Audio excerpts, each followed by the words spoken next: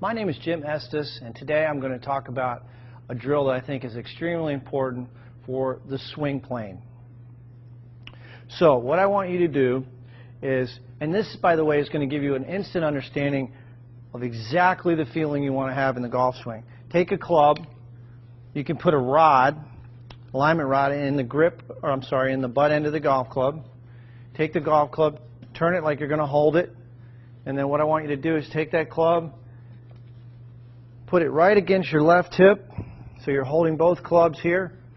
Now you've got an alignment rod on the ground and a golf ball, and what I want you to do, getting into your good posture position, your weight over the arches, feel balanced. The insides of the heels are going to be about the width of your hips. Take a swing back, slow motion, and trace with that alignment rod the target line all the way up. The shaft should be parallel to your target line at the top, and then slowly coming down, trace the line. And do this in slow motion. Right into the impact position. So this is a great feedback tool, visual feedback tool for learning the proper swing plane. Go right to your impact position. I encourage you to do this drill in slow motion.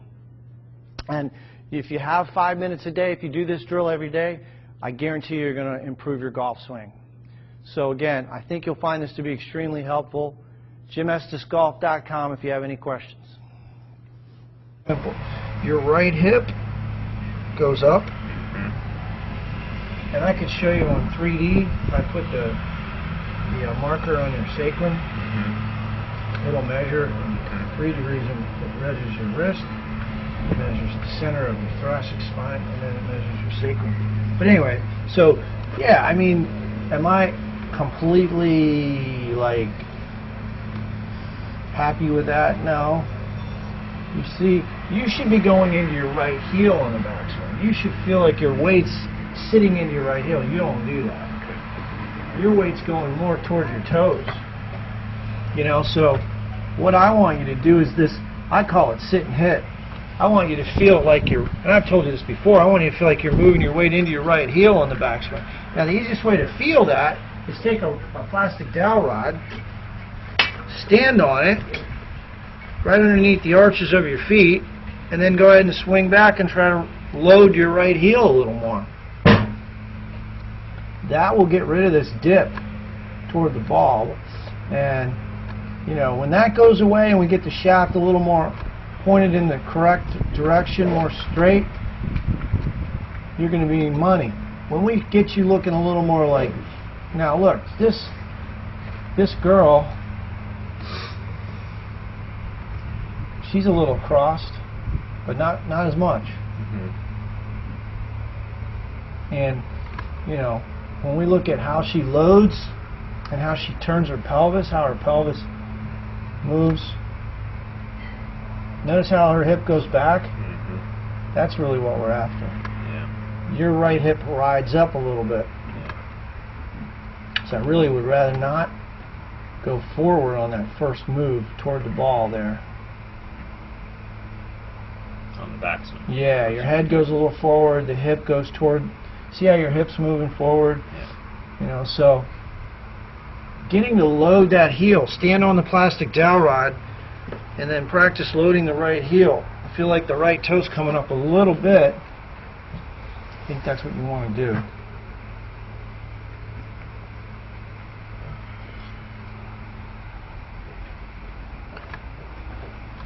Here's another example of it. Charlie Hoffman. I sort of like this action too.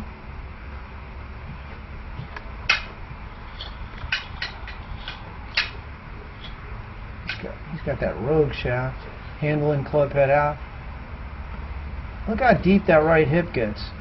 See how he gets behind? He gets behind that. That's really what we really want to try to do. And I know that is an accurate movement pattern because I put a circle right over the ball to see if they use a tripod. Yeah. You can see it's staying very still there, so that's an accurate depiction of what his hip is actually doing. So it's getting deeper. And, by the way, obviously, that's a good position on top. He's got short arms, though. You don't have short arms. You have long arms. So, yeah, he's getting a little more loaded into that heel, and I think that's something you can do, you know. You're going to have to practice it a little. So here, you know, I want you to stand on that dowel rod. I'm going to take away the T and see if you can load the heel. That'll get rid of that dip forward. Because Adam, I'd say that's the reason why you hit a lot of shots on the heel. You know? Because look, during the course of your downswing, everything I'm saying is being recorded, but during the course of your downswing here, sometimes you recover. In other words, your head's going to go back. You're trying to recover. But if you're that far forward, one of two things has to happen. You either have to bend your arms, and that's a lot of forward thrust. So therein lies your inconsistency with the driver. So, you know, we've got the width now. We got to do some other things with the body. We got to get you to feel that. So we're going to do some biofeedback training, so you can sense that when you load. That's the great thing about K-Vest. I got it on this computer. It's biofeedback. So when you turn your hips the proper way, it turns green and there's a noise.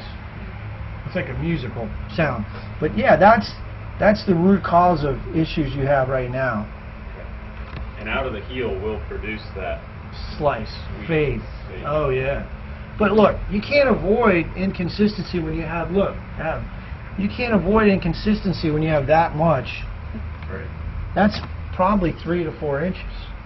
I have no, 3D would tell me exactly, because you don't have markers on your body. But yeah, I mean, that's my biggest concern right now.